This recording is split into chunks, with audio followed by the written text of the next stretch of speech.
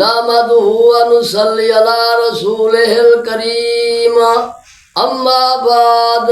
میرے محترم دوستوں، بزرگوں، بھائیوں، حضرت لوط علیہ السلام نے جب اپنی قوم کو دیکھا شرک میں مبتلا ہے، آخرت کا انکار کر رہے ہیں، حضرت لوط علیہ السلام نے فرمایا لوگو شرک کو چھوڑ دو، شرک بہت بڑا گناہ ہے، توحید کا اقرار کرو، دنیا آخرت میں کامیاب ہوں گے۔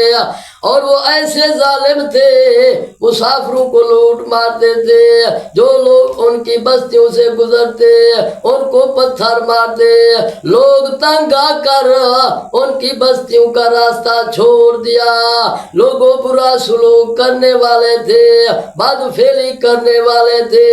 حضرت لوط علیہ السلام نے فرمایا لوگو توحید کا اقرار کر لو، دنیا آخرت میں کامیاب ہوں گے۔ حضرت لوط علیہ السلام نے فرمایا اگر تم اللہ کی نافرمانی کرتے رہو گے تو اللہ کا عذاب آ جائے گا۔ حضرت لوط علیہ السلام بار بار سمجھاتے رہے، بار بار تبلیغ فرماتے رہے، نرم لہجے میں تبلیغ فرماتے رہے، عذاب کا بھی حضرت لوط علیہ السلام نے فرمایا اللہ کا عذاب آ جائے گا، اپنے آپ کو گناہوں سے باز رکھو، اللہ کی نافرمانی نہ کرو۔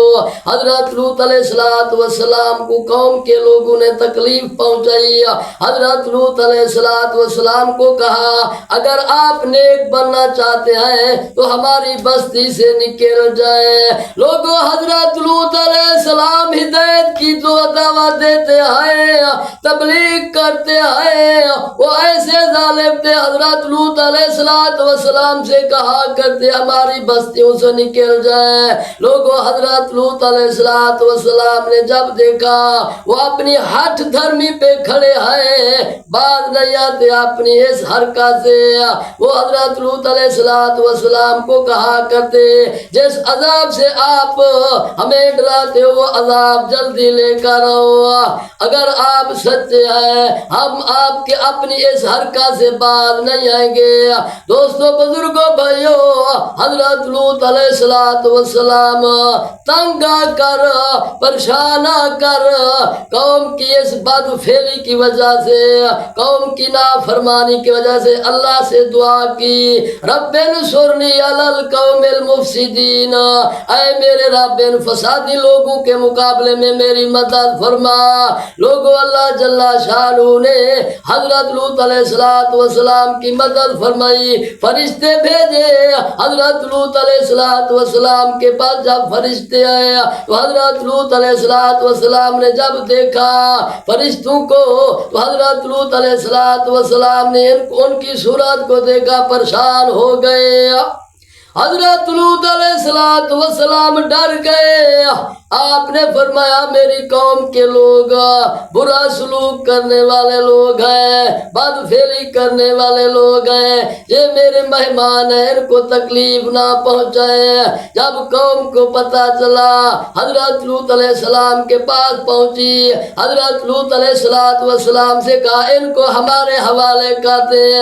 حضرت لوط علیہ السلام پریشان ہو گئے، میرے مہمان ہیں، اللہ سے ڈر رہے ہیں۔ فرشتوں نے کہا حضرت لوط علیہ السلام سے ہم اللہ کے فرشتے ہیں، ان پر عذاب نازل کرنے والے ہیں، ان کو عذاب میں مبتلا کرنے والے ہیں، آپ اطمینان کے ساتھ بیٹھے۔ حضرت لوط علیہ السلام مطمئن ہو گئے۔ لوگوں جب اللہ کا عذاب شروع ہوا تو آسمانوں سے پتھر برسائے گئے، اللہ پاک نے کفار کو برباد کر دیا، شرک کرنے والوں کو برباد کر دیا۔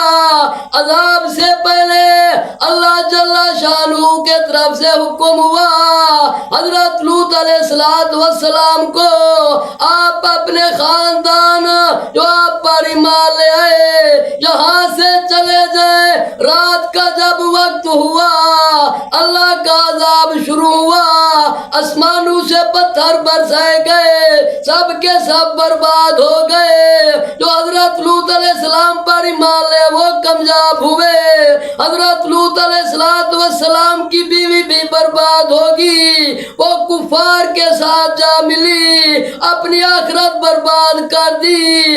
دوستو، بزرگوں، بھائیوں، جب اللہ کی نافرمانی کی جاتی ہے تو اللہ اپنے بندوں پر مختلف قسم کا عذاب مسلط کر دیتے ہیں۔ اللہ کی نافرمانی سے اپنے آپ کو بچائے۔ اللہ جل شانہ نے اپنی عبادت کے لیے پیدا کیا ہے، اللہ کی عبادت کرے، اس واقعے کو سن کر عبرت حاصل کرے، اللہ کی فرما برداری میں زندگی گزارے۔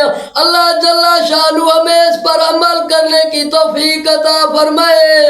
وآخر دعوانا ان الحمد للہ رب العالمین۔